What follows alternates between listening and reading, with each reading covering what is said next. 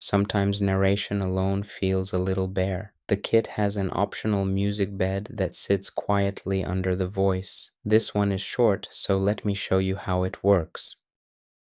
Here is the music section. By default, it is set to none, voice only, which is what I use most of the time, but you can drop a soft loop under the whole reel with one click. There is a small library of built-in tracks to choose from. I pick one and it is mixed in low, well under the voice, so it adds mood without ever fighting the narration. Each track has a preview button so you can hear it before you render, and if you have your own loop, you can bring that in too. Pick what fits the tone of the post.